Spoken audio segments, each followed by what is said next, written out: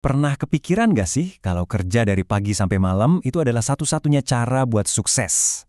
Nah, hari ini kita bakal bongkar mitos itu. Kita akan lihat gimana beberapa negara paling produktif di dunia justru kerjanya jauh lebih singkat. Oke, kita langsung to the point ya. Di satu sisi, ada jam kerja standar 40 bahkan 48 jam seminggu yang mungkin udah biasa buat kita. Tapi di sisi lain, coba lihat Jerman. Rata-rata jam kerja mingguan di sana cuma sekitar 26 jam. Beda jauh banget kan? Ini dia pertanyaan utamanya. Kok bisa sih kerja lebih sedikit, tapi hasilnya justru lebih banyak? Kedengarannya kayak paradoks ya. Nah, teka-teki inilah yang akan kita pecahkan bareng-bareng di sini. Untuk menjawab itu semua, ini dia roadmap kita. Pertama, kita tantang dulu ide lama soal 40 jam kerja. Terus, kita selami paradoks produktivitas yang bikin kaget ini dan lihat gimana beberapa negara berhasil memecahkan kodenya. Terakhir, kita akan satukan semua petunjuknya buat mengungkap rahasia bekerja lebih cerdas. Oke, pertama-tama yuk kita goyangin dulu fondasi budaya kerja kita. Kita kan sering diajarin kalau kerja berjam-jam itu tanda dedikasi, semacam lencana kehormatan gitu. Tapi gimana kalau ternyata fondasi itu udah nggak relevan lagi? Nah, ini nih asumsi dasarnya. Kalau mau sukses, ya harus bayar pakai waktu, dan waktunya harus banyak. Inilah norma yang akan kita bongkar hari ini, pakai data beneran dari seluruh dunia. Sekarang kita masuk ke bagian yang paling seru dan mungkin agak melawan intuisi.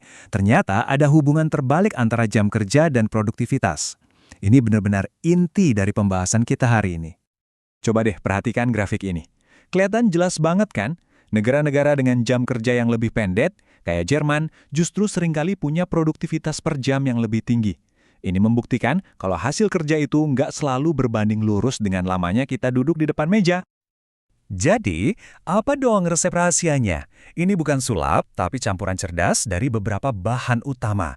Mereka melindungi pekerjanya dengan hukum yang kuat, ngasih fleksibilitas lewat kerja paruh waktu, membangun budaya yang saling percaya, dan yang paling penting, mereka sadar kalau istirahat dan keseimbangan hidup itu bukan musuh produktivitas, tapi justru bahan bakarnya.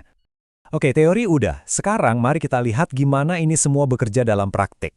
Kita akan bedah 3 contoh nyata dari negara-negara yang sukses banget menerapkan model ini. Kita mulai dari sang jawara, Jerman. Dengan cuma 1.340 jam kerja per tahun, mereka itu yang paling rendah di dunia. Lembur di sana itu jarang banget, dan perusahaan benar-benar menghargai waktu istirahat karyawannya.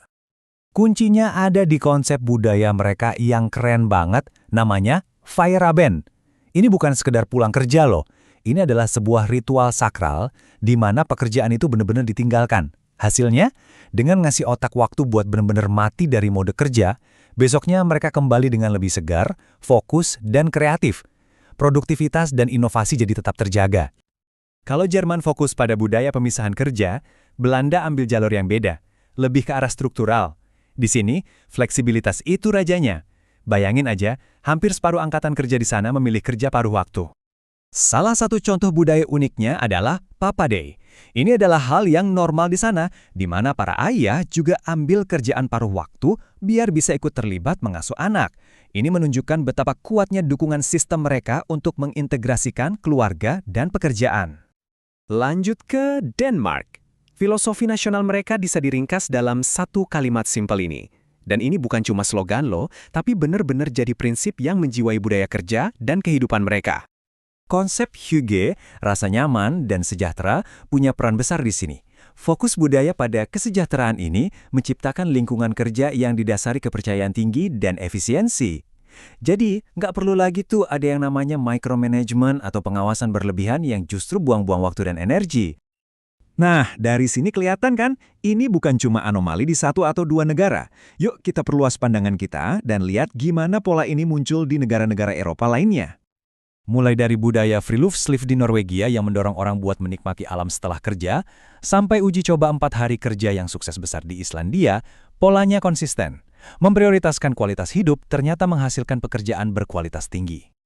Jadi apa benang merahnya? Ternyata, ada semacam cetak biru yang sama di antara negara-negara sukses ini. Mereka semua menghargai kehidupan di luar kantor, membangun sistem berbasis kepercayaan, didukung jaring pengaman sosial yang kuat, dan yang paling penting, mereka paham kalau istirahat itu bukan kemalasan, tapi investasi untuk produktivitas. Setelah melihat semua bukti ini, kita sampai pada satu kesimpulan yang, ya, nggak bisa dibantah lagi.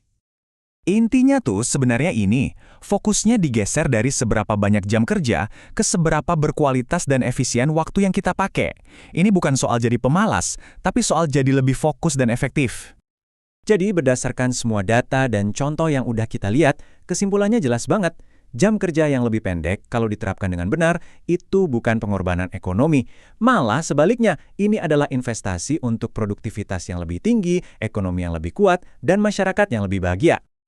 Dan sebagai penutup, saya mau tinggalkan satu pertanyaan untuk kita renungkan bareng-bareng. Gimana kalau kita berhenti menganggap sibuk sebagai sebuah prestasi dan mulai menghargai efektivitas? Kira-kira apa ya yang akan berubah dalam cara kita bekerja dan hidup?